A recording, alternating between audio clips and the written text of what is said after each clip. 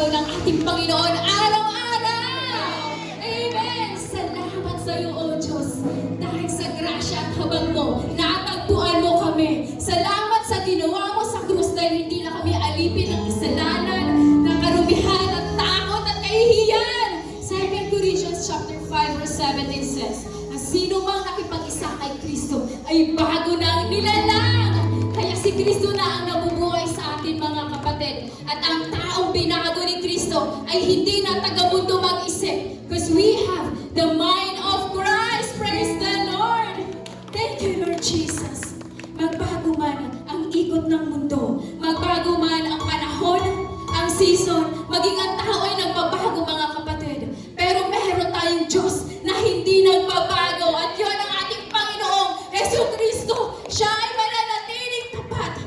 Kahapon, ngayon, magpakailanman. Kaya salamat sa ating buhay na Panginoon na pinaglilingkuran sapagkat totoo at tapat ang kanyang mga pangako.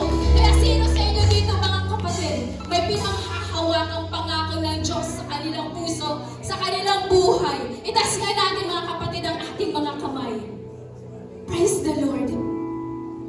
Panampalatayaan natin, kapatid, sapagkat sasagot ang ating Panginoon sa ating mga panalangin. Siya ay tapat at hindi nagbabago. Kaya mga kapatid, patuloy natin ideklara ang pangako ng Diyos sa buhay natin. Come on, church, ibukan natin ang ating mga bibig at sabayan niyo ko. Let's declare God's promises in our lives.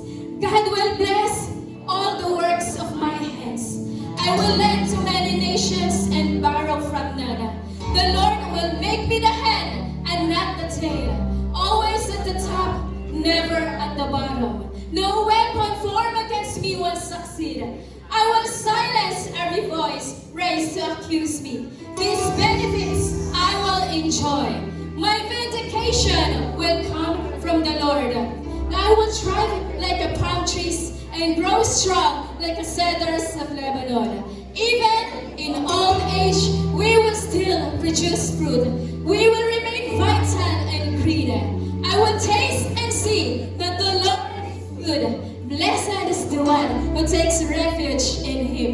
With a long life, I will be satisfied. Surely, goodness and mercy will follow me all the days of my life, and I will live in your presence forever. I am blessed with every spiritual blessing and heavenly places of Christ Jesus.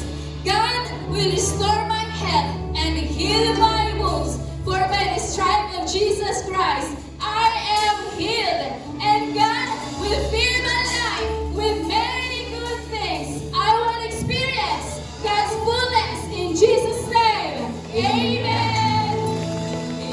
Hallelujah. Mga kapatid, tayo po'y manalangin, mga kapatid. Iugo po natin ang ating mga ulo at ipigit po natin ang ating mga ulo. Aming Diyos na banal at makapangyarihan sa lahat, pinupuri at pinapasalamatan ka namin sa araw na ito. In Jesus' name, Amen. Hallelujah. Ikaw lang ang nanatiling tapat at hindi nagbabago magpakailanman, Panginoon. Salamat dahil patuloy mo kaming binabago sa araw-araw, Panginoon. Dahil sa iyong grasya ay natagpuan mo kami, Panginoon. Salamat, binigyan mo kami ng bagong buhay, bagong isip at pagkakatao, Panginoon.